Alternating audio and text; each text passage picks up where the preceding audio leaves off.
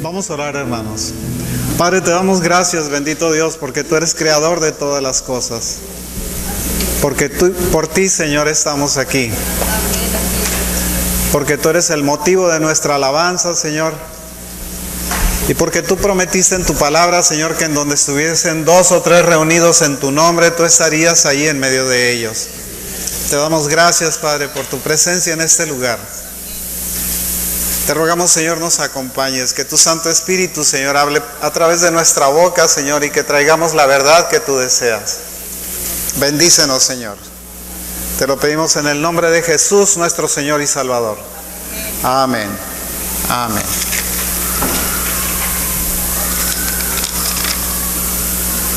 He estado batallando con un problema que es necesario que nosotros entendamos de una manera clara qué es lo que nos define. La verdad es que cuando nosotros hablamos de cristianismo, nosotros estamos siendo definidos por la palabra de Dios a través de la doctrina que practicamos. No es tanto el hecho de que nosotros nos pongamos un nombre y con ese nombre nos identifiquemos delante de los demás. Hay muchos que se llaman a sí mismos cristianos y no lo son. Es solamente un nombre que para muchos no significa nada. Tal vez por el hecho de que el serlo nos distingue dentro de una sociedad en la cual somos aceptados o somos rechazados. Cuando nosotros hablamos de cristianismo, nosotros estamos hablando de un concepto de pensamiento muy bien definido por la doctrina en la palabra de Dios. No es algo caprichoso, es algo que nosotros tenemos a través de la lectura de la palabra, y esa lectura hace que nosotros vayamos definiendo nuestra propia doctrina, la doctrina que el Señor espera que nosotros tengamos. La doctrina no la define la iglesia, la doctrina la define la palabra de Dios. No es la iglesia la que dicta lo que nosotros debemos de creer o de pensar, es la palabra de Dios la que nos enseña cómo debemos de creer y cómo debemos de pensar. Cuando nosotros hablamos con un testigo de Jehová, por ejemplo, el testigo de Jehová niega la deidad de Cristo. Esto es un absurdo porque la palabra de Dios define la deidad de Cristo. En la carta a los Colosenses, en el capítulo 2, versículos del 8 al 10, dice: porque en él habita corporalmente toda la plenitud de la deidad, y vosotros estáis completos en él, que es cabeza de todo principado y potestad. ¿Sí lo pueden poner ahí para que lo lean? No es un invento de hombres. En alguna ocasión estaba discutiendo con una persona y estaba yo enseñándole respecto a cuál es el plan de Dios para las fiestas, las santas convocaciones del Señor.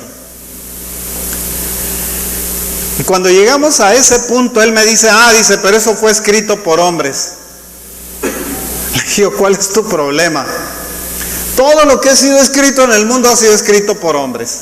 Todo, absolutamente. No hay una sola cosa que esté escrita que no haya sido escrita por hombres. Ni una sola. Pero ¿por qué cuando llegamos a la palabra de Dios de repente ese es el pretexto? Que fue escrita por hombres. ¿Y por quién esperabas que fuera escrita? Si no fue escrita por hombres, ¿quién la pudo haber escrito? El problema que tienes es que no entiendes la inspiración, de dónde vienen las palabras. ¿Por qué, siendo escrita por más de 40 autores, no hay contradicción en lo que dijeron? ¿Por qué? Es como si nosotros, dice, como alguien ponía el ejemplo de que nosotros podemos, cada uno de nosotros, cortar un pedazo de mármol en nuestra casa y un día ser convocados y juntarnos 40 diferentes personas con un pedazo de mármol, ir acomodando las piezas y crear una escultura que casa perfectamente. Así es la palabra de Dios. No hay contradicción en ella. A nosotros nos han llamado protestantes. Y esto es como una palabra despectiva para nosotros. La palabra procede de las protestas que hicieron los evangélicos, aquellos que habían sido renovados, aquellos que estaban dentro de la reforma, cuando se opusieron a que la Iglesia Católica impusiera sus reglas sobre ellos. Les dijera en dónde podían predicar y en dónde no podían predicar, y en dónde los católicos tenían todas las opciones para hacerlo y los evangélicos estaban limitados nada más a los estados protestantes, que les llamaron protestantes de esa manera. Y se nos quedó el nombre. De repente la Iglesia Católica empieza a decir que nosotros somos hermanos separados. Momento, no somos hermanos separados, no somos hermanos. Ese es el problema. Y se los voy a demostrar ahorita en un estudio que me mandó una persona, porque alguien me preguntó, oye, ¿por qué hay tantas ideas dentro de los evangélicos? ¿Por qué hay tantos grupos? Y le dije, por la misma razón que tú me puedes explicar por qué hay tantos grupos dentro de los católicos. Porque hay carmelitas, y porque hay franciscanos, y porque hay jesuitas, y porque hay esto, y porque hay aquello. Explícamelo. La razón de eso es porque nosotros, en lugar de estar apoyándonos en la palabra de Dios, nos apoyamos en las doctrinas de hombres. Y esas doctrinas de hombres lo único que hacen es llevarnos a errores, a dificultades, a separaciones. Nosotros no creemos como los mormones, no creemos como los ruselistas. No somos unitarios. Estamos nosotros definiendo nuestra doctrina porque la palabra de Dios la define para nosotros. No es que nosotros estemos pensando de esa manera, es que el Señor nos dicta cómo pensar. Él nos dice, esta va a ser tu doctrina. No la puedes cambiar, no puedes ponerla a tu gusto. Si tú quieres incrustarle a algo, meter algo para tu conveniencia, estás pervirtiendo la palabra de Dios. Les voy a poner, por ahí tengo, Juanito, un escrito está en el desktop.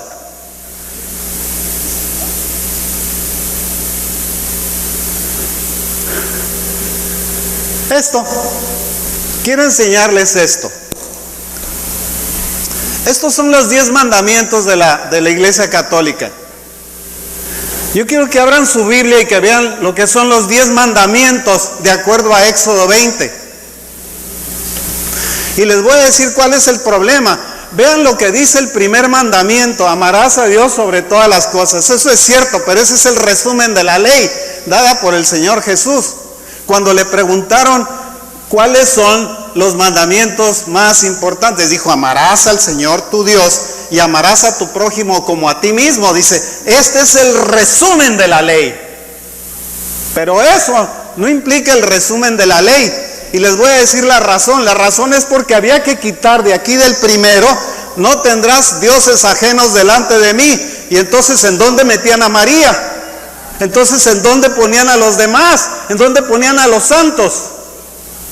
Había que quitar el primer mandamiento. Y el segundo mandamiento también: no te harás imagen de lo que está arriba en el cielo, ni abajo en la tierra, ni te inclinarás a ellos, ni los adorarás, dice la Escritura.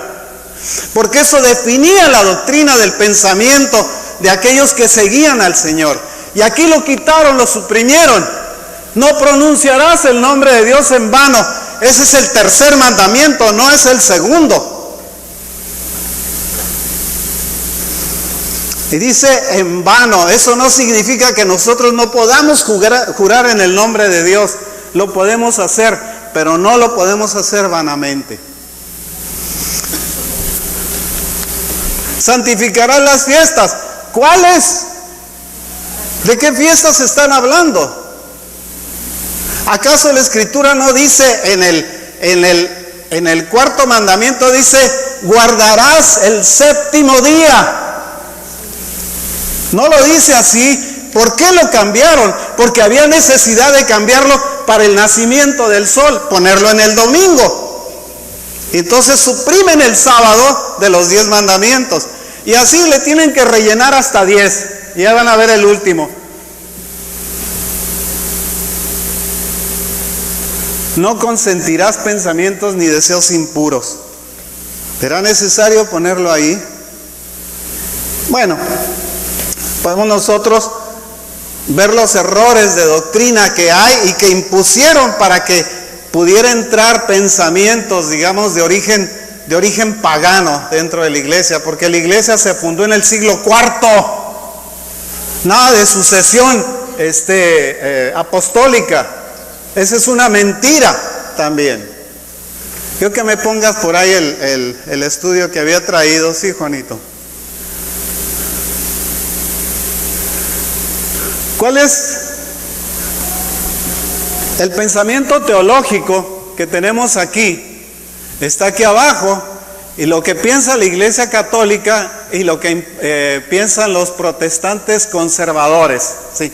Esto fue escrito como un estudio de comparación entre uno y otro, para poder determinar cuáles eran las diferencias, qué era lo que nos caracterizaba. Primero, la sucesión apostólica. Los católicos creen que los curas en el presente día son la sucesión de los apóstoles que estuvieron con el Señor Jesús. Falso. Eso no es falso que un billete de $3. Los protestantes evangélicos dicen que el concepto se rechaza porque es históricamente inválido. Ahora, vamos a tomar la historia como sucesión de este asunto. Simplemente no pasó tal cosa. Luego, número 2, la actitud acerca de uno y otro. Dice, la iglesia considera que los protestantes son cristianos, pero poseen solo parte de la verdad. Solamente parte de la verdad. En tanto que nosotros, los protestantes, algunos consideran que los católicos no son cristianos, y eso es cierto. Son marianos, son idólatras, son como usted quiera llamarle, pero se alejan mucho del pensamiento del cristianismo, del pensamiento purista del cristiano. La Escritura nos dice en 1 de Timoteo 2:5, dice, porque hay un solo Dios y hay un solo mediador entre Dios y los hombres, se llama Jesucristo. No tiene otro nombre. Así es como dice la Escritura. Entre los arrianos, entre los testigos de Jehová, ellos piensan que el Señor Jesucristo no es Dios. Y la Escritura dice lo contrario. ¿A quién le tenemos que creer? Es curioso que nosotros dictemos nuestra doctrina a través de lo que alguien dice en lugar de lo que la Escritura dice. Y el problema de la Escritura es que nosotros no leemos la Escritura. Nosotros no queremos leer la Escritura porque se nos hace más fácil escuchar las tonterías de alguien que lo que la palabra de Dios dice.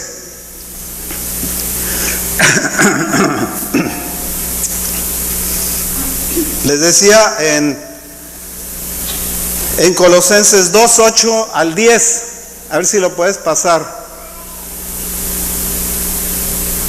Dice, mirad que nadie os engañe por medio de filosofías y huecas sutilezas según las tradiciones de los hombres, conforme a los rudimentos del mundo y no según Cristo, porque en Él habita corporalmente toda la plenitud de la deidad. Y vosotros estáis completos en Él, que es cabeza de todo principado y potestad, dice la Escritura. Nosotros no podemos rechazar ese principio. No podemos decir, no, es que a Él lo enviaron. Les voy a decir con todo respeto, en caso de que se aceptara el pensamiento de Él, qué cómodo Dios, sí. Yo soy tu Salvador. Ándale Jesús, ve a morir por el pueblo. Qué cómodo sería, ¿verdad? Pero no fue así. El Señor mismo dice la Escritura que Él se despojó, se quitó los ropajes celestiales, los ropajes de monarca, los ropajes de rey de reyes, de señor de señores. Se hizo hombre, se hizo obediente, y obediente hasta la muerte, y muerte de cruz, dice la Escritura. Y eso es lo que debemos de creer, porque eso es lo que la palabra de Dios dice. No es el pensamiento mío, no es el pensamiento implantado por un determinado grupo, por una determinada iglesia. Ese es el pensamiento de Dios. Ese es el pensamiento que Él dejó puesto en su palabra para que nosotros lo tomáramos, lo aceptáramos y lo creyéramos. El problema que tenemos es que nuestro orgullo, nuestra necedad nos hace que nosotros rechacemos muchas veces la palabra de Dios porque se contraponen a nuestros principios. Llegamos a un hogar y encontramos una virgen y la gente no la quiere quitar porque es la virgen. ¿No les ha pasado eso? Que llegan a una casa y tienen una mona aquí y otra mona por acá y otra mona por allá. ¿Y eso qué significa? Idolatría por aquí, idolatría por aquí, idolatría por allá. Y se sienten muy sanos y sienten que nosotros somos los que estamos equivocados porque nosotros predicamos la verdad. Regrésate otra vez al estudio, ahorita vamos a volver.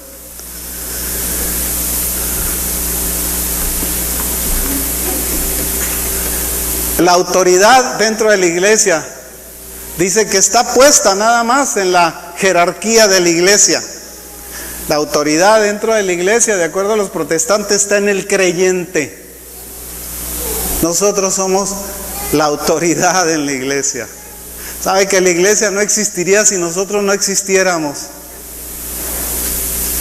¿Se da cuenta de eso? Cuando nosotros hablamos de un pastor, de un profeta, cuando hablamos de un apóstol, cuando hablamos de un maestro de la palabra de Dios, no es más que un hermano, es una persona que delante de Dios es igual, en donde todos nosotros somos iguales, no tenemos ninguna diferencia. La única diferencia que hay entre nosotros es que nosotros nos puso el Señor en este lugar. Es por disposición de Él, no porque nosotros nos lo hayamos propuesto. Yo muchas veces les he dicho, hermanos, yo la última cosa que quería era ser pastor. Era lo último que quería.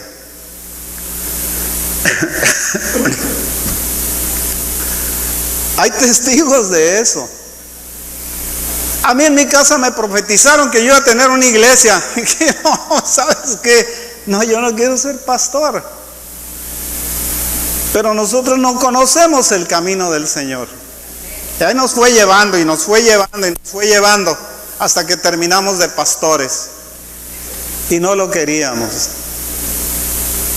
No era nuestra meta. Pero nosotros no disponemos las disposiciones de Dios. Es Dios quien lo hace. La jerarquía no es que venga yo de una familia en donde mi padre, mi abuelo, mi bisabuelo, mi tatarabuelo fueron ministros. No, yo no vengo de esa dinastía. A mí el Señor me escogió siendo el último que podía haber escogido. Pero a Él le place escoger a la gente. No es discutible eso. Él agarró a un homicida, a un perseguidor de la iglesia, y lo transformó en el apóstol más importante del Nuevo Testamento. No se lo había propuesto Pablo, no lo quería hacer, no creía en Jesús. Y sin embargo el Señor lo tomó, lo doblegó y lo hizo ser su apóstol, y lo hizo ser el más importante de los apóstoles en la escritura de la palabra de Dios.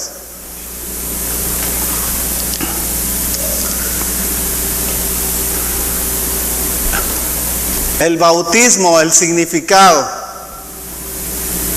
De acuerdo a la Iglesia Católica, el bautismo es un sacramento que regenera y justifica. De acuerdo a la Iglesia Protestante, es un testimonio de haber nacido de nuevo. Es solamente un testimonio. Y le voy a decir hasta dónde llega. Esto es una manera simplista de verlo para la Iglesia Católica. El bautismo para los católicos es un exorcismo. Por eso les ponen sal y les echan agua y les dan vuelta y los santifican y todo eso, porque les hacen un exorcismo a los niños. Bueno, ellos creen eso.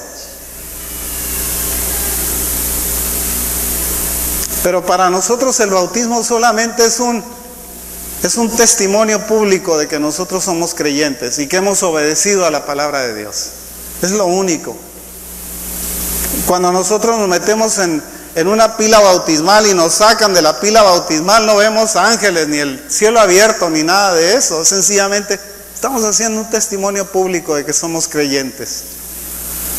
Es la única diferencia. Pero nos aferramos muchas veces a nuestras tradiciones, porque son muy fuertes. Vencer el orgullo de una persona y las tradiciones familiares es difícil. A mi esposa, su mamá la cacheteó por ser creyente. A mí me amenazaron con llevarme un cura.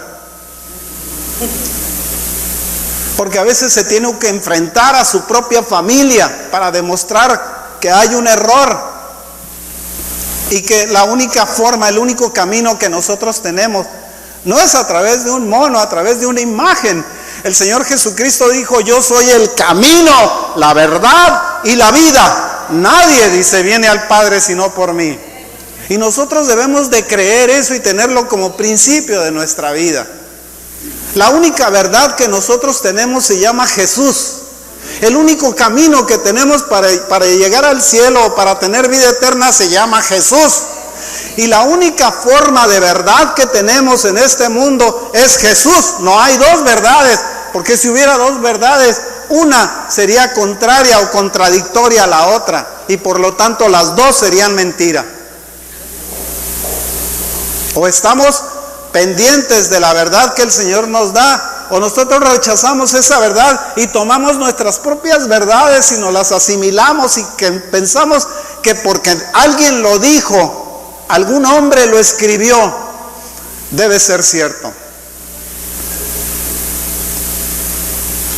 Me mandaban un escrito de Giovanni Papini. Él era un ateo, pero declarado ateo. Y escribió muchos libros respecto particularmente de religión. Y un día se convirtió en católico. Entonces le mando yo a decir a la persona que me mandó el escrito, le dije yo: de ser un tonto ignorante, se convirtió en un tonto idólatra. ¿Cuál es la diferencia? Si hubiera quedado como estaba, por lo menos no hubiera sido acusado de ser de conocer la verdad y rechazar la verdad. ¿Sabe por qué? Porque cuando nosotros conocemos la verdad y tomamos otro camino, nosotros estamos rechazando al Señor. ¿Por qué cree que la Escritura dice que muchos son llamados y pocos escogidos? ¿Lo dirá el Señor solamente por capricho? A nosotros nos cuesta venir aquí. Nos cuesta tiempo, nos cuesta trabajo, nos cuesta esfuerzo, nos cuesta levantarnos temprano si usted quiere, nos cuesta bañarnos. Sí. Tenemos un costo para venir aquí. Sería muy fácil nada más entrar a la puerta y decir: ya llegué, Señor, ya me voy. Y se agarra, se mete y se sale otra vez y se va. ¿Qué es lo que muchos hacen? Llegaban a la iglesia católica, le digo porque yo estuve en eso. Llegaban, se persinaban y vámonos para afuera así. Nosotros llegábamos a la iglesia muchas veces a ver las notas para ver cuál película estaba buena, porque ponían notificaciones sobre estas fuera de clasificación por asquerosa y esta fuera de clasificación por malvada, y buscábamos la peor. A eso íbamos. Para vergüenza se los digo, hermanos, porque cuando no cree uno y cuando no conoce uno la verdad, cualquier cosa es buena.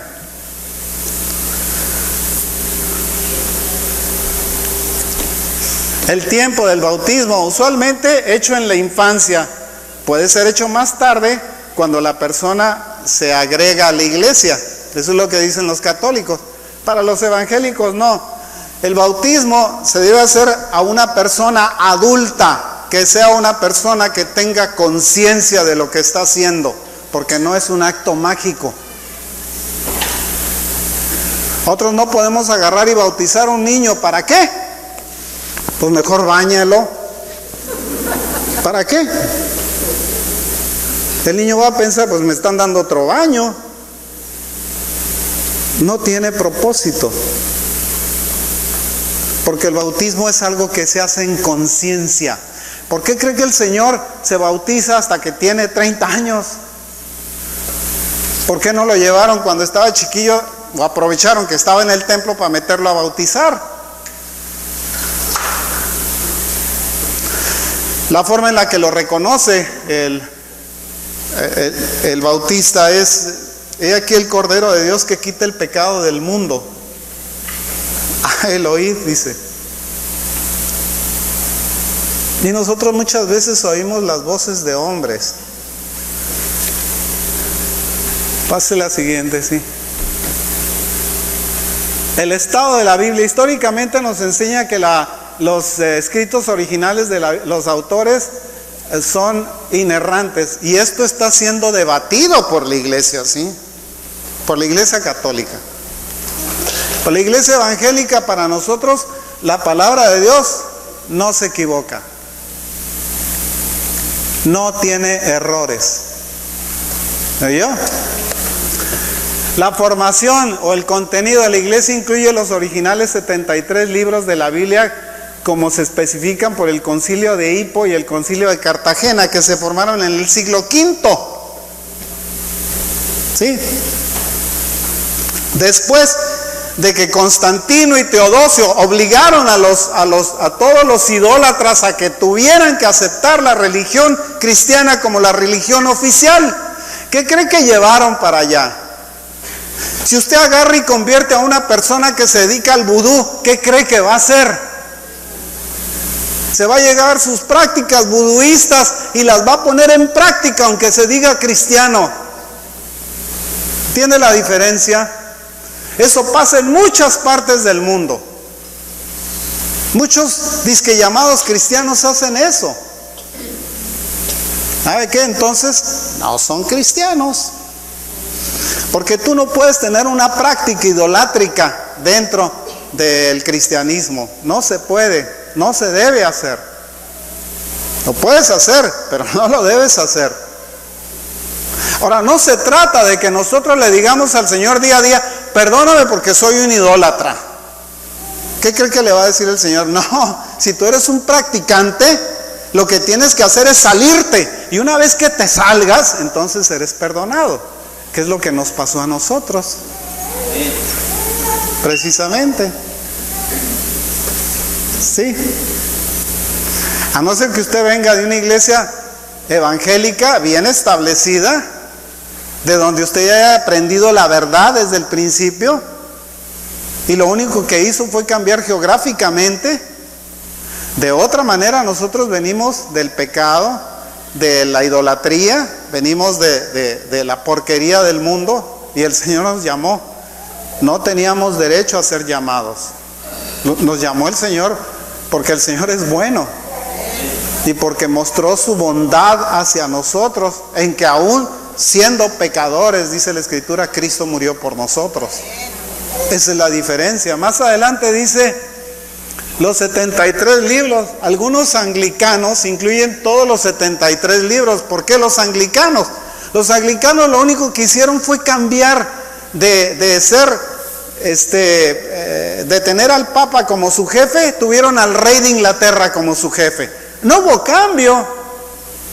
La iglesia anglicana no es protestante. La iglesia anglicana es rebelde, le vamos a poner al Vaticano, porque eso fue lo que hicieron. Entonces nunca cambiaron los 73 libros. De esos 73 libros, la escritura está formada, la escritura, digamos, que nosotros tenemos, está formada por 66 libros nada más. 27 en el Antiguo Testamento, 39 en el Antiguo Testamento, 27 en el Nuevo Testamento. La suma de estos dos da 66 libros. No nos da 73 libros.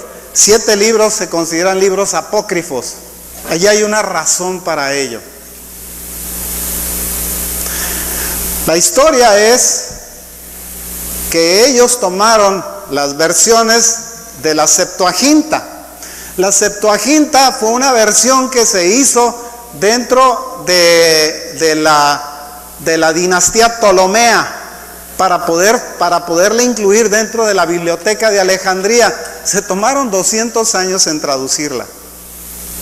Pero tomaron todo lo que eran los libros religiosos de Judea o de Israel y los tradujeron y los metieron en una versión que se llama la Septuaginta, porque fue formada por 70 personas, de ahí el nombre originalmente. Incluía a todos ellos. Pero el canon judío no admitía esos 7 libros extras porque no los consideraban inspirados por Dios. Se quedaron solamente con 39 libros, y esos 39 libros son los que persisten hasta la fecha.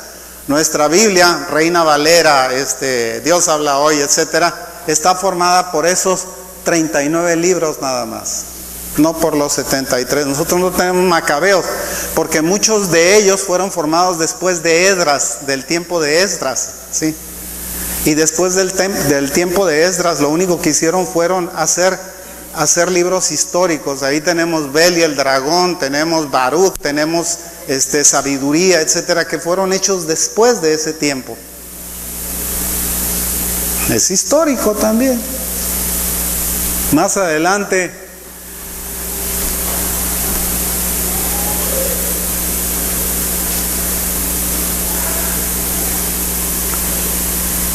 el cambio de las creencias o de las prácticas de creencias. La Iglesia Católica debate y dialoga si alguna vez está prohibido, particularmente de los tópicos de sexualidad humana. Ahí les va esto que es chistoso. Los homosexuales, de acuerdo a la Iglesia Católica, pueden seguirlo siendo si no practican homosexualismo. Pues ¿cómo van a ser homosexuales? Haga de cuenta que le dice a una persona: tú puedes seguir siendo afeminado sin actuar como afeminado. Pues ¿cómo le va a hacer? Eso es imposible. Entonces, dentro de la iglesia protestante, está rechazada la homosexualidad, no porque la iglesia la rechace, sino porque la Escritura la rechaza.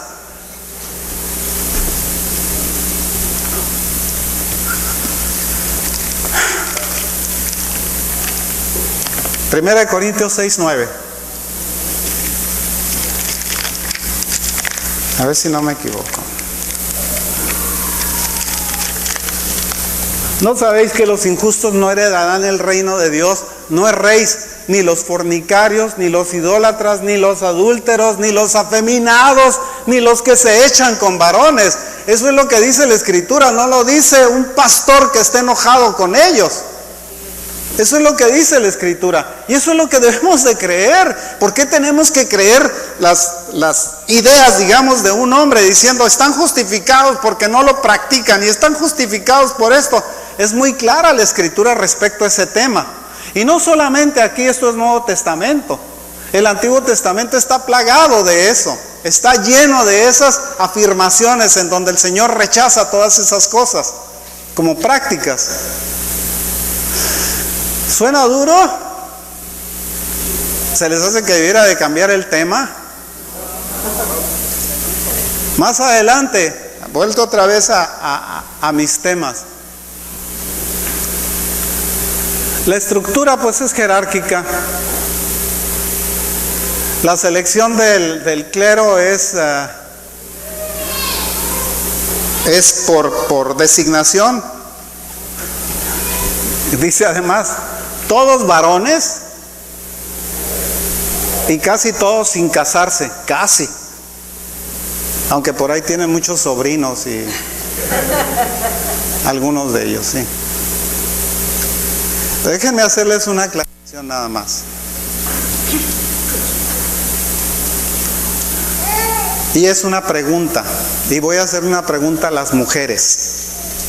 ¿Las mujeres escogieron ser mujer antes de nacer? ¿No? Bueno, entonces, ¿por qué son mujeres, pues?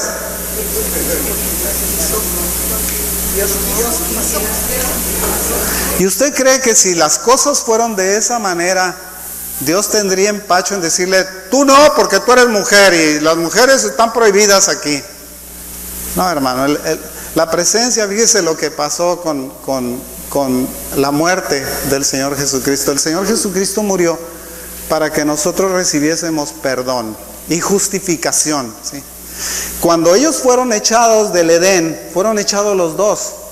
A la mujer se le puso un castigo, al hombre se le puso un castigo, ¿sí? Cuando el Señor Jesucristo, digamos, compra ese castigo o paga por ese castigo, a la mujer la vuelve a poner en su lugar. Es una hija de Dios. Al hombre es un hijo de Dios, ¿sí? Hay diferencia entre los dos. La Escritura dice en Joel, vuestros hijos y vuestras hijas profetizarán. ¿Por qué entonces no es aceptable? Porque nosotros a fuerza queremos imponer un pensamiento. A fuerza queremos hacerlo. Por orgullo, por lo que sea. Por necedad, si quiere. Pero queremos imponer un pensamiento. Delante de Dios, tanto valor tiene un hombre como una mujer. Es el mismo valor para él. Uno es su hijo y la otra es su hija, ¿sí? No es uno su hijo y la otra su criada. No es así. Son hijos e hijas. Y delante de Dios son iguales. Delante de Dios con las mismas posibilidades, con los mismos derechos, con la misma postura, con la misma jerarquía delante de Dios. Bueno, la disciplina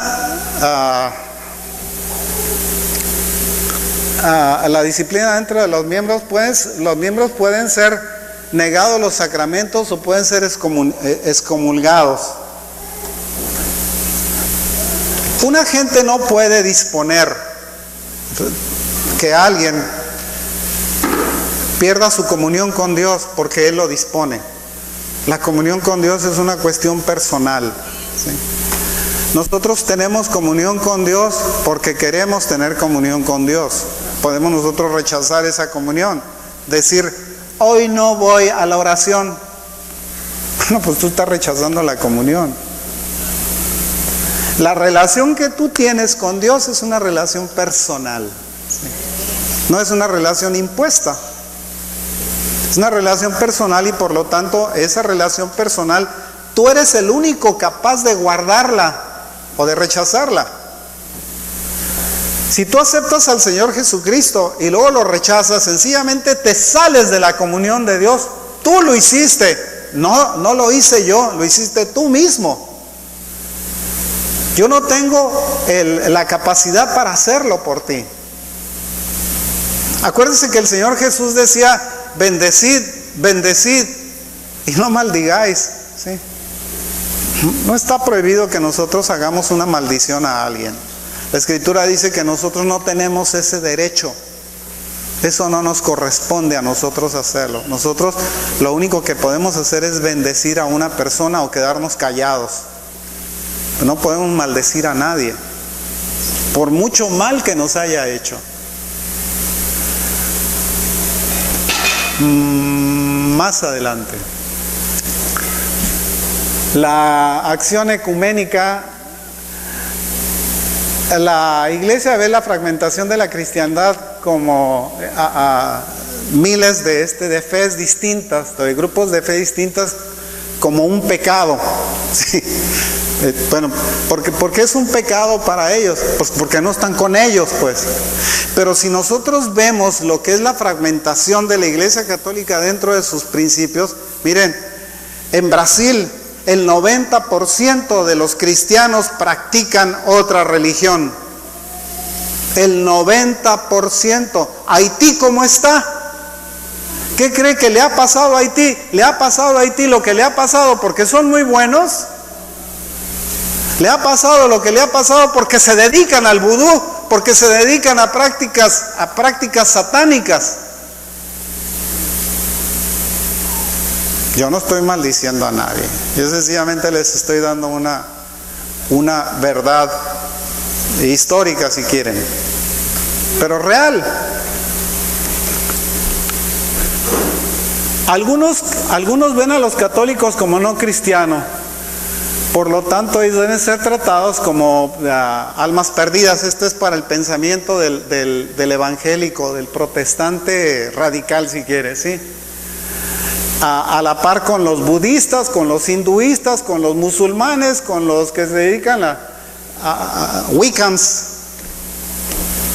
A ver, esos traductores brujos que le hacen a la brujería, pues.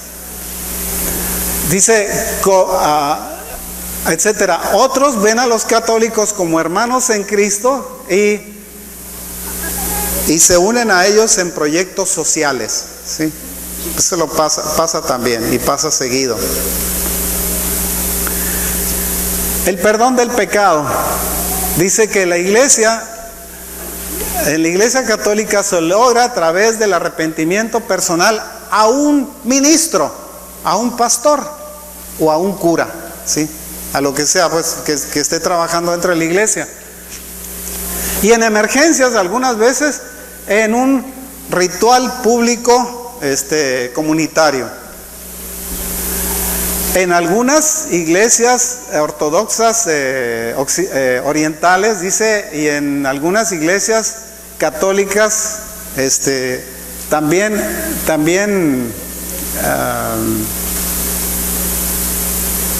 del este, digamos, la confesión se hace a través de un consejero espiritual. Sin embargo, solo un ministro ordenado puede pronunciar la absolución. ¿Qué dice la Escritura? Que si confesáis vuestros pecados, Dios es justo para perdonarnos y limpiarnos de toda maldad, ¿sí? ¿A quién? ¿Confesárselos a quién? ¿A mí? ¿A quién? ¿Al vecino que está enseguida de usted? ¿A quién se los tiene que confesar? A Dios nada más. En forma personal, ahí encerrado en su recámara, solito. Padre, perdóname porque soy esto y soy aquello, y me arrepiento y ya no lo vuelvo a hacer. Eso es confesar los pecados delante de Dios. No meterse, hincarse, Ave María Purísima, sin pecado concebida. Okay. Y ahorita vamos para allá, a ese respecto. Y luego decirle todo el rollo que traemos, y que el otro nos diga, ve y órate 3 Aves Marías y 5 Padres Nuestros y ya lo hiciste. Así de fácil. Y al rato salen y vuelven a hacer lo mismo, porque el círculo se repite y se repite y se repite, y jamás hay arrepentimiento, jamás hay cambio. Cuando nosotros leemos la Escritura nos dice: el que practica el pecado es del diablo. Así de fácil. El que practica el pecado no es un hijo de Dios, es un hijo del diablo. Nosotros no podemos estar en una práctica de pecado pidiéndole perdón a Dios continuamente, esperando que Dios nos perdone y nosotros seguir practicando el pecado. No se puede. No es esa la manera de verlo de parte de Dios. El Señor dice que si nosotros nos arrepentimos, Dios es fiel y justo para perdonarnos, ¿sí? Pero dentro del arrepentimiento, el arrepentimiento es sencillamente salirse de una cárcel y decirle: Señor, ya estoy libre, estaba metido en la cárcel, pero ya estoy libre, ahora quiero que me limpies. Y el Señor te dice: sé limpio. Ya, con esa sola palabra. No, tienes que hincarte, ir sin cable. A mí me tocó ver, hermano, yo vivía cerca de la Glorieta de Peralvillo, y de la Glorieta de Peralvillo a la Villa de Guadalupe son 11 kilómetros. Y se le echaban hincados, con las rodillas sangrando. ¿Para qué? Porque alguien les había dicho que esa era la manera de pagar por sus pecados. Entonces, ¿para qué murió Cristo? Si tenemos rodillas que pueden sangrar. Si hay nopales que nos podamos colgar entre pecho y espalda, ¿para qué murió Cristo? Ve la orientación tan equivocada que muchas veces nosotros tenemos, porque pensamos que somos más buenos que Dios y que el sacrificio que nosotros podamos hacer vale más que el sacrificio de Cristo. Para nada, hermanos, para nada. Esas son vaciladas.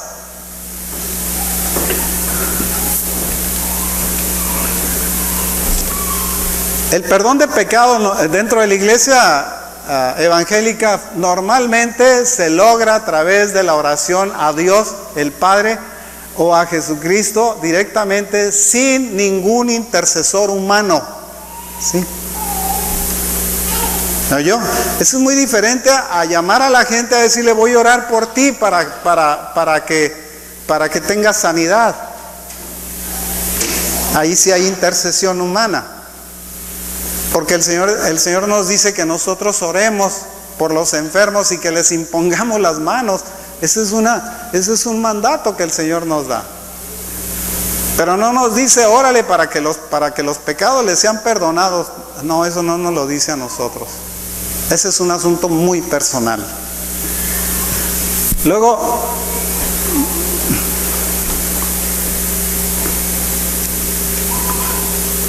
bueno, algunos de los mormones le confiesan a su sacerdote o a su líder sacerdotal sus pecados para que les sean perdonados. Pero también siguen siendo prácticas humanas, porque para ellos la poligamia es permitida. Para los mormones.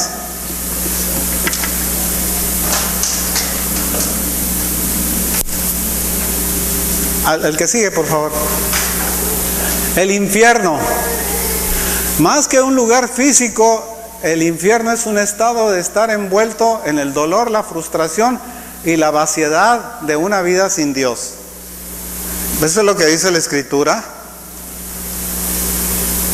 El Señor Jesús decía: ahí será el lloro y el crujir de dientes. Decía: me estoy quemando. Dice, muchos conservadores creen que es un lugar real, físico, un lugar de tortura que es insoportable.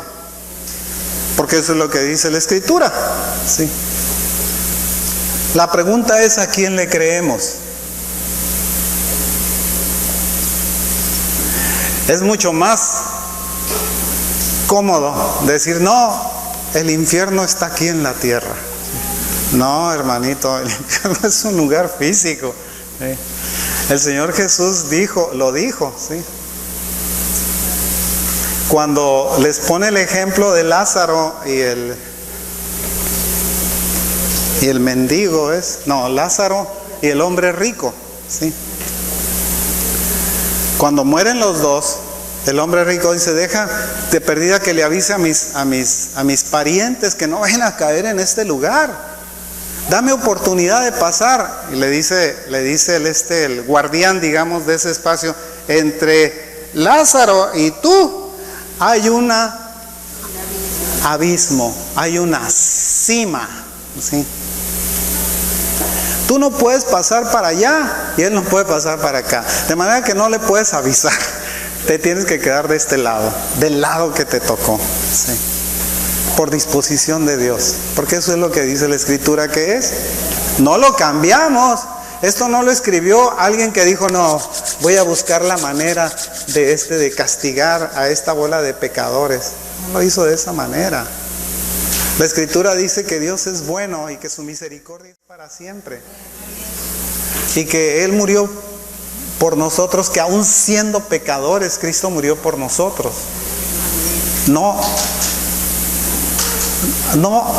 lo estableció para que nosotros fuésemos juzgados y castigados, sino para que el pecado fuese juzgado en Cristo, castigado en Él, y nosotros fuésemos limpios y fuésemos nosotros justificados delante de Dios.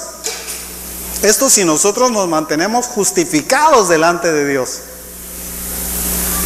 Mientras nosotros seamos creyentes en Cristo y estemos nosotros alineados con el pensamiento del Señor, nosotros estamos justificados delante de Dios. Podemos nosotros tener un carácter feo, hermanos. El Señor nos dice que nosotros vamos a ir al cielo porque somos buenos, o porque nosotros tenemos un carácter muy bonito, muy lindo, muy limpio, muy sano. No lo dice por eso. La única manera en la cual nosotros somos justificados delante del Señor es porque nosotros somos creyentes, porque hemos creído en el Señor Jesucristo.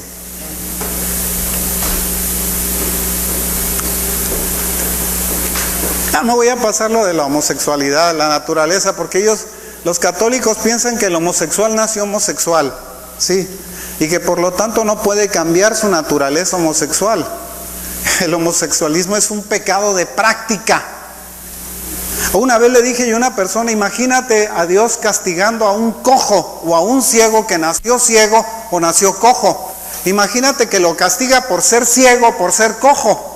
¿Qué culpa tiene esa persona de lo que le pasó al nacer? Y sin embargo agarra a un homosexual y sí lo castiga. ¿Por qué?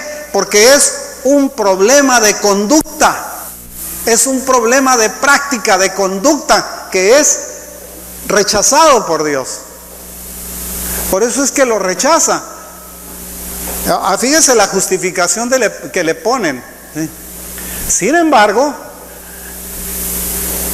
el comportamiento homosexual es pecaminoso. Dios y la iglesia espera que las lesbianas y los homosexuales se mantengan célibes. ¿Cómo es eso? ¿Cómo le hacen? Sí. Eso es como decir, me arrepiento de mi homosexualismo, ya no lo vuelvo a hacer. Eso es arrepentimiento, hermanos. ¿Usted qué cree que va a hacer Dios con ese arrepentimiento? Va a decir, estás perdonado. Nosotros hemos tenido homosexuales aquí. Y muy homosexuales, ¿eh? Sí, bien machos homosexuales.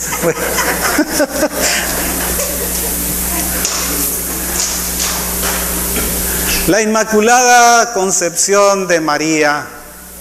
Les voy a hacer la aclaración. Fíjese lo que dice aquí. Cerca del 20 antes de Cristo. Cerca del año 20 antes de Cristo. Pío IX, en el siglo antepasado, 1850 y tantos, él estableció el Concilio Vaticano I. Para poder entrar a la idea del Concilio Vaticano I, primero expuso la Inmaculada Concepción de María. ¿Qué significaba eso? Que María fue sin pecado, sin mancha, sin naturaleza pecaminosa. Más claramente que fue concebida por Dios. Pues estamos hablando de la Inmaculada Concepción de María, no la concepción virginal del Señor Jesús. Esa es otra historia. ¿Ve la diferencia? Pero esa es una mentira. Porque para poder adorar a María, tenían que convertir a María en un Dios. Por eso los católicos la consideran la reina de los cielos, ¿sí? Y en el Antiguo Testamento dice el Señor: comparezcan delante de ti los adoradores de las estrellas, los que le dan ofrendas a la reina de los cielos, porque esa reina de los cielos es la continuidad de Astarte, de Astarot, desde el tiempo de la creación de la Torre de Babel. Es una continuidad. Por eso en el libro de Apocalipsis el Señor castiga a Babilonia la Grande. ¿Por qué cree que la castiga? Porque toda la porquería de pensamiento religioso ha sido llevada a través de los siglos, y esa es parte de esa basura religiosa que viene. Bueno, tenían que considerarla de esa manera. Por eso cambiaron el primer mandamiento. El segundo mandamiento lo quitaron, lo cambiaron por amarás al Señor tu Dios sobre todas las cosas. Quitaron no te harás imagen, ni las adorarás, ni te inclinarás delante de ellas, porque yo soy Jehová, tu Dios fuerte, celoso, que visito la maldad de los padres sobre los hijos hasta la tercera y cuarta generación, y tengo misericordia de aquellos que me aman y guardan mis mandamientos hasta la milésima. ¿Ve? El establecimiento de la ley era muy claro, pero había que considerar esto. Y esto tuvo un antecedente. Cuando esto fue aceptado, se hace el Concilio Vaticano I, ¿sí? Y en el Concilio Vaticano I, ¿con qué cree que salieron? ¿Con qué? Con la infalibilidad papal. Se llama el dogma de la infalibilidad papal. Cuando el Papa habla ex cátedra, no se equivoca. No se equivoca. Y entonces se lo tragaron y lo pusieron entonces como un dogma. Eso fue un dogma. Créete el de María. Ya se creyeron el de María, pues ahora mételes el asunto de la infalibilidad papal. También se lo van a creer, y se lo creyeron, ¿sí? Y ahora resulta que cuando el tipo de la baticueva, como dice del Vaticano, pues, cuando habla, no se equivoca. Acaba de mandar a los ateos al cielo. Dijeron que acaba de quitar el rechazo, digamos, del divorcio como un rechazo de la iglesia. Lo quitó también. No se equivoca, no se equivoca, porque hay un dogma de infalibilidad papal. Y ese dogma de infalibilidad papal lo tienen como principio dentro de la Iglesia Católica. Seguimos adelante. La infalibilidad papal dice: en raras circunstancias los miembros son requeridos para creer en asuntos de doctrina religiosa y fe, como lo dice el Papa. Hay tres. Fíjese, yo estudiaba estas cosas hace tiempo, ya no me tomo tiempo en eso. Yo me acuerdo de algunas cosas nada más. Hay tres principios que creen en los católicos como reglas de fe. Número uno, y en ese orden, así en ese orden se los voy a dar. Número uno, la infalibilidad del Papa. Número dos, las tradiciones apostólicas, que se las sacan de la manga así cada rato. Y número tres, la Biblia. En ese sentido y en ese orden. Así como lo oyen. En ese orden. A la Biblia, tercer lugar. Primero es del Papa. En el siglo V, siglo VI, por ahí, la Iglesia Católica sacó el principio de lo que se llamaron las decretales seduicidorianas, ¿sí? En donde establecían la preeminencia del obispo de Roma sobre todos los demás, que él era el que mandaba sobre todos los demás. Acuérdense que el problema vino cuando se dividió el imperio, ¿sí? En el siglo IV. Constantinopla se forma en Asia, digamos, o en Europa, Asia, más asentado en Asia, y dejan el centro del imperio de Roma y se trasladan a Constantinopla, ¿sí? En donde estaba el imperio. De Constantino sigue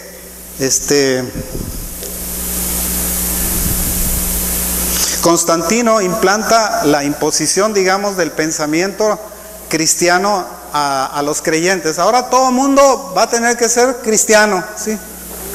Oye, pero somos idólatras y nosotros le hacemos a la brujería. Usted va a ser cristiano. Y entonces se trajeron sus prácticas al cristianismo y poco a poco las fueron introduciendo, ¿sí?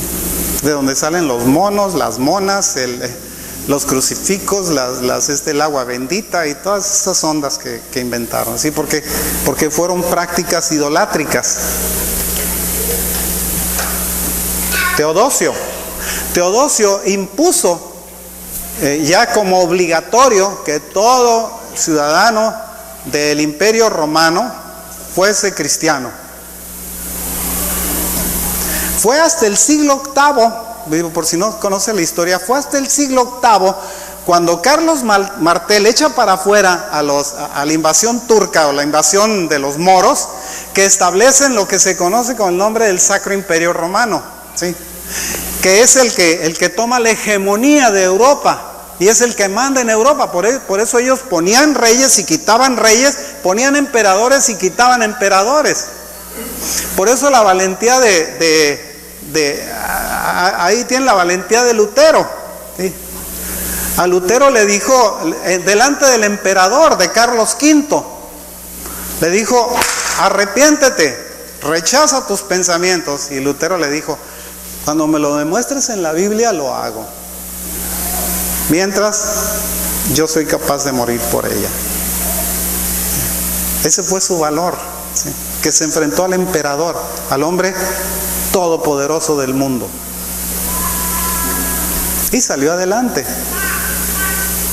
Pero nosotros no venimos necesariamente de Lutero, porque Lutero conservó muchos de sus pensamientos católicos, era un monje. Viene después Calvino, viene una serie de pensadores, digamos, hasta la fecha actual en que aparecen los apóstatas, que el mundo está lleno de apóstatas ahora, ¿sí? Mientras habían salido, digamos, de un pensamiento purista de lo que era el pensamiento evangélico, ahora estamos nosotros sumergidos en medio de una bola de apóstatas. Bueno, no sé si les platicaron la última apostasía que uno de ellos dijo, que se había transfigurado como Jesús. ¿De veras? Eso ya no es apostasía, eso se llama herejía, ¿sí? Bueno, seguimos adelante. El limbo es un lugar a donde mandan a los niños que no fueron bautizados, ¿sí? En algún lugar los tenían que poner. La existencia se niega, ¿sí? Dentro del pensamiento evangélico. Más abajo, la Eucaristía o la Santa Cena, los católicos creen que se convierte verdaderamente en la sangre y en la carne de Jesús, algo que también está fuera de onda. Acuérdense que la Escritura dice: haced esto en memoria de mí, ¿sí? Cuando nosotros tomamos la Santa Cena, nosotros lo hacemos en memoria del Señor, no nos comemos al Señor, lo hacemos en memoria de Él. Esta es mi carne, dice, que por vosotros es partida, esta es mi sangre que fue por vosotros derramada, haced esto en memoria de mí. Todas las veces que comiereis este pan y beberéis esta copa, la muerte del Señor anunciáis, ¿sí? Que ese es el memorial que nosotros tenemos. Nada de que se convierta en sangre y que se convierta en carne. Le pegamos una mordida al ombligo. Más adelante, el estado de María. María está en el estado abajito de Jesús, pero arriba de todos los santos. Algunos consideran a María como corredentora. Fíjese, ya no es el Señor Jesús el redentor, ahora María es corredentora. A María le pusieron en la cruz también y murió por nosotros. Es hasta dónde llega el concepto idolátrico que tienen. ¿Usted cree que le estoy diciendo esto porque odio a los católicos? No, hermano, porque les dije al principio, la doctrina define lo que nosotros somos. Si usted cree estas cosas, bueno, pues está muy en su derecho. Sígalas creyendo, ¿sí? Pero no es lo que la Escritura dice. La Escritura es muy clara respecto a quién es. Dice: hay un solo Dios y hay un solo mediador entre Dios y los hombres. Se llama Jesucristo. No tiene otro nombre. No hay otro nombre dado a los hombres por el cual podamos nosotros ser salvos, ¿sí? No hay otro nombre. Pero esto pues se lo cambiaron, porque vienen otra vez de la tradición babilónica, ¿sí? Trae todo ese pensamiento babilónico. Las religiones, las religiones no cristianas, algunas tienen algún valor de verdad, que contengan, dice, sin embargo, algunos rituales pueden inhibir la salvación. Los protestantes dicen, fuera de Cristo, you're lost, estás perdido, ¿sí? Si no tienes a Cristo en tu vida, estás perdido. No importa qué tan elaborada sea tu ritual, estás perdido. Estás condenado, pues. Yo así de claro. Luego la oración a Dios, aunque también dice, también puede pedirle a Jesús, a María o a los santos para que intercedan por usted, ¿sí? Dentro del cristianismo la oración es solamente a Dios a través de Jesús, ¿sí? O a Jesús, a Dios a través de Jesús, ¿sí? Luego el purgatorio, pues tampoco existe. Ahí supuestamente se valieron en el tiempo precisamente de Lutero, que fue una de las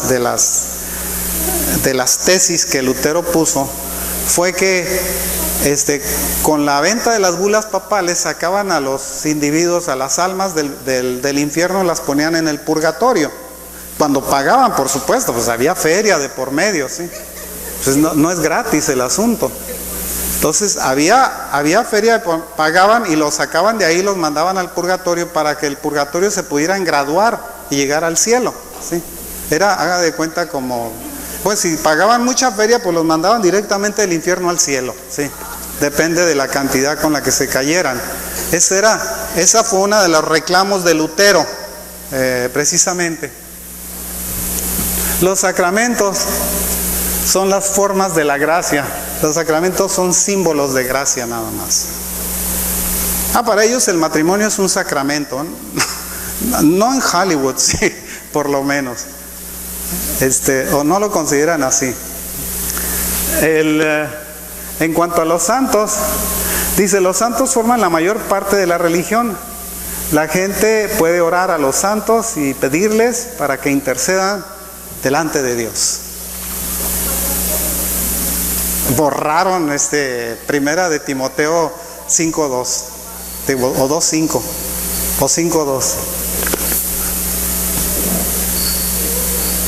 2:5, perdón. Primera de Timoteo 2:5, que dice que hay un solo mediador entre Dios y los hombres. Ahí está. No hay otro mediador. Para desgracia de ellos, se los digo, no hay otro. La Escritura así lo dice. Pero fue escrita por hombres. ¿Por quién esperaba que fuera escrita? ¿Por lagartos o por...? Porque ¿quién escribe? ¿Quién es el único capaz de escribir? Lo que pasa es que nuestro problema radica en el rechazo que nosotros tenemos hacia las cosas de Dios. Y ese rechazo es absoluto. Luego, lograr la salvación, que es lo que dice aquí, es dada por Dios dependiendo de la fe y de los sacramentos de la iglesia, ¿sí? Dentro de los católicos. Esto no lo escribí yo, esto es de una enciclopedia. Digo, para que no me vayan a culpar, andas inventando. No, esto no lo escribí yo. Este es una copia de un escrito en donde explican las diferencias entre una y otra.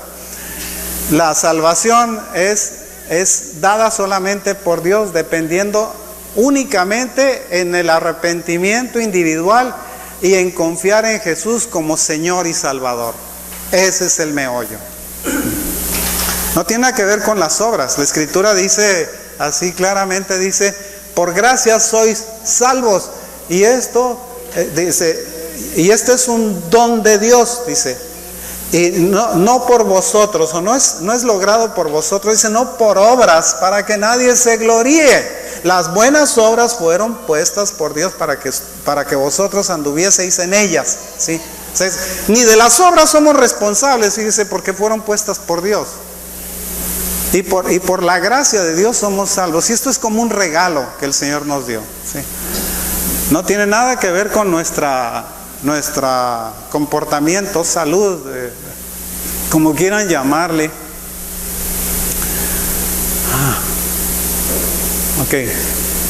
Perder la salvación, pues sabemos muy bien cómo ellos dicen que comete un pecado mortal vía libre decisión, y puede ser ganado otra vez a través del arrepentimiento y de los sacramentos de la iglesia.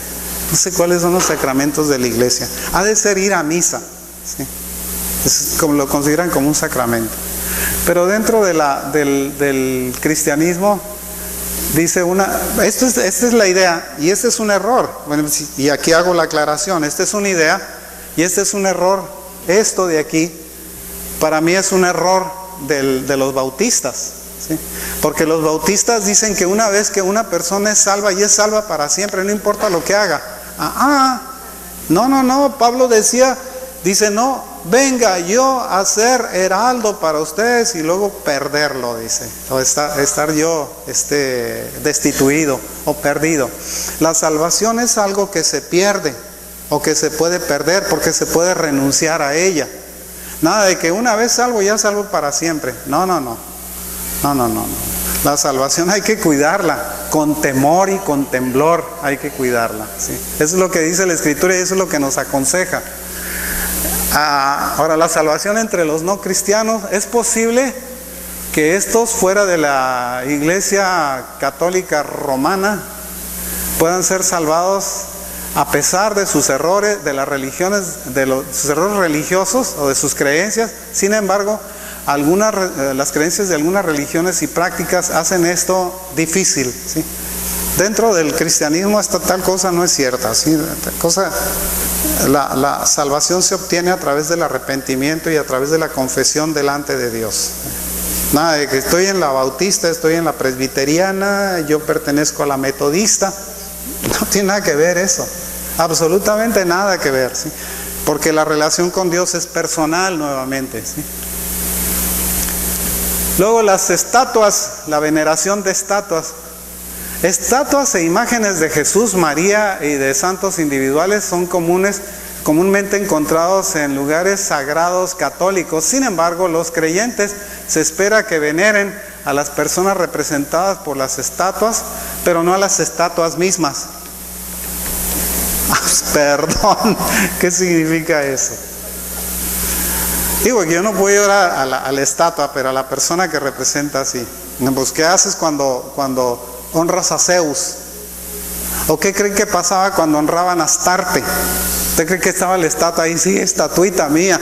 Estaban honrando a lo que representaba, estaban orándole a lo que representaba, y por eso fueron echados fuera de Israel, del reino del norte, por esa práctica precisamente. La verdad, dice, principalmente encontrar en las Escrituras como las interpreta la Iglesia. También se encuentra en la tradición de la Iglesia y los hallazgos válidos de las investigaciones científicas. Cuando nosotros hablamos de fe, nosotros tenemos que creerle a Dios. ¿En cuántos días dice el Señor que hizo la tierra? 6 días, y en 6 días y el séptimo día descansó. Eso es lo que dice. ¿De cuánto tiempo fue cada día? No, dijo, es una pregunta válida. Para Dios un día, pero para nosotros 1 milloncejo de años, medio milloncejo, 1 año, un día. Eso no lo sabemos. Pero una cosa que sí debemos nosotros estar seguros es que si Dios lo dijo, es la verdad. Así se ponga de pestañas Stephen Hawking y quien sea el tonto ese que esté pensando que un día los átomos de este universo que forman este universo se pusieron de acuerdo para decir, hagamos al hombre, y lo ponemos a pensar y lo ponemos a saborear y a oler y a ver y a tentar y a caminar y a moverse y a pararse, etcétera. No fue así. Nosotros somos el producto de un pensamiento y de un plan divino. Sí. ¿Ve? ¿Qué diferencia? ¿Usted quiere ser hijo del mono, o de un chango, o de un pez? That's your problem. Usted puede decidir ser un hijo de Dios y ser una criatura de Dios, y por lo tanto formado por Dios, ¿sí? No procedente de un mono o de un chango, porque esa es una decisión otra vez que nosotros tomamos por fe, ¿sí? Y una vez le pregunté a unos muchachos de secundaria, porque les decía que les daba clase y venían 3 hojas hablando sobre la evolución de las especies, y eran 4 renglones hablando sobre la creación, ¿sí? Y entonces les dije yo, no, lo que es válido, les digo. Les voy a hablar de la creación, de acuerdo a Dios, y les voy a hablar de la evolución, de acuerdo a lo que dice el libro. Y les hablé de la creación, ¿sí? De Dios, que Dios hizo al hombre, que 7 días, que lo formó con sus propias manos, que sopló de su espíritu en él, y que tuvo vida, que se hizo un alma viviente, etcétera. Y luego les hablé de la evolución, que el hombre viene del pez, y que el pez se formó porque se juntaron ahí 2 átomos, y bueno, y le marqué toda la evolución. Y finalmente el hombre, dice, es la evolución de un mono, ¿sí? De un homo, pues no sé si es homo sapiens, ¿sí? Pero nosotros somos homo sapiens sapiens. Somos más inteligentes que los monos, pues. Pero el resultado de eso, les dije, ahora ustedes decidan qué prefieren ser, descendientes de Dios o descendientes del mono. Ustedes decidan, ¿no? No, dijeron, pues de Dios. Pues nadie quiere ser descendiente de un chango, ¿sí? Pues de Dios todos. Y dije, esa es la falsedad precisamente de los pensamientos científicos, que muchas veces tratan de convencer a la gente del error que ellos practican, ¿sí? Entonces tenemos a Stephen Hawking diciendo que el universo se creó de una explosión, y luego cambió de idea. Dijo, no fue de una serie de explosiones actualmente, y actualmente se considera que el tamaño del universo no es lo que pensaban, sino que es 10 veces más grande de lo que pensaban. ¿Qué va a pasar dentro de 10 años, si es que estamos aquí todavía? Va a decir que no, se equivocaron, que no era 10 veces más, que era 100 veces más. ¿Sabe por qué? Porque Dios es infinito, ¿sí? Y porque Dios es eterno. Y curiosamente el mismo Señor Jesús declaraba lo que Dios hacía. Dice, mi Padre aún trabaja, decía. ¿Y en qué trabaja? ¿Qué es lo que hace? Él formó el universo y sigue trabajando en él. ¿Por qué cree que no nos llega un planetota y nos hace garras? Bueno, un día de estos llega, pero todavía no ha llegado, ¿sí?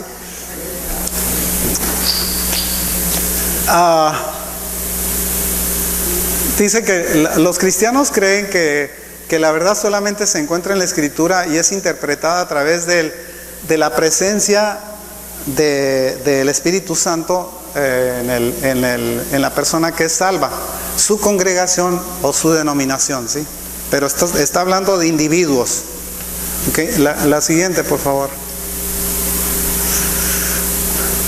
Ahora, esto es el nacimiento de Jesús, la concepción virginal de Jesús, ¿sí?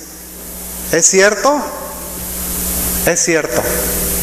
En los dos, ¿sí? Es cierto y es cierto. Porque nosotros creemos que Jesús, como dice la Escritura, dice, he aquí que la Virgen concebirá, dará a luz un hijo, y llamará su nombre admirable, consejero,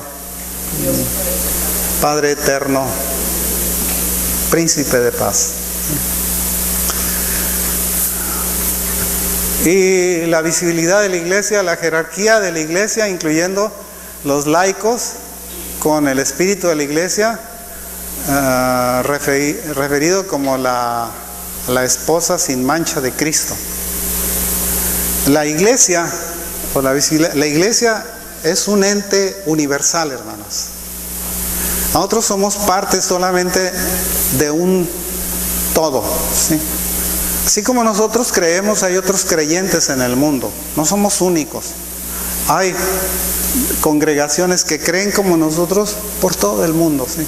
Nosotros somos solamente una parte de ellas. De manera que esta no es la iglesia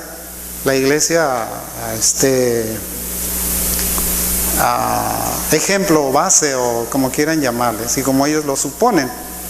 Nosotros somos solamente parte de una iglesia universal, de una iglesia.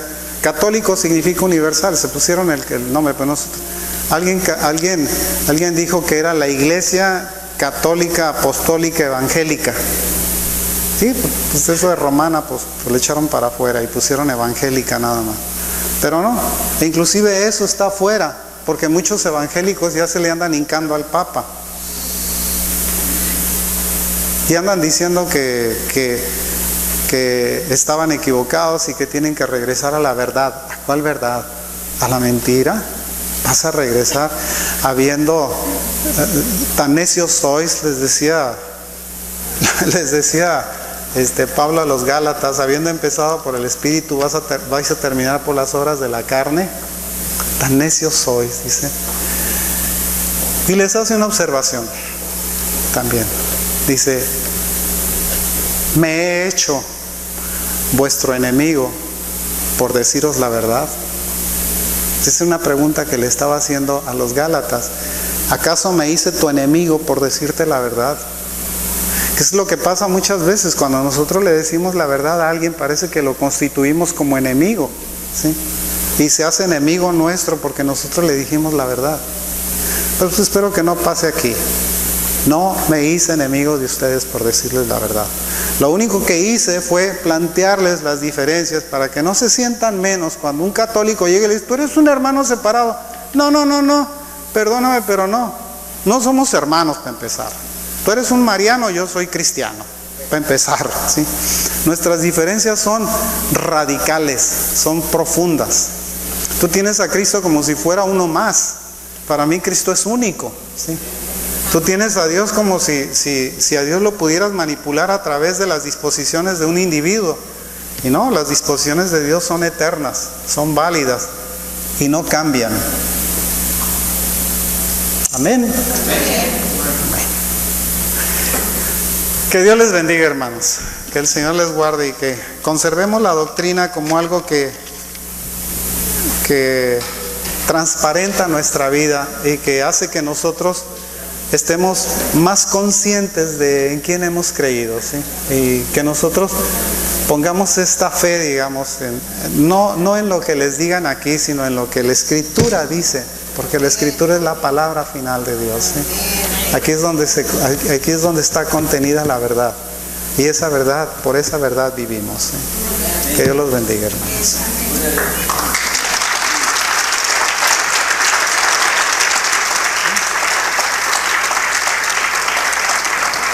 Bueno, vamos a ponernos de pie, hermanos, para ser despedidos.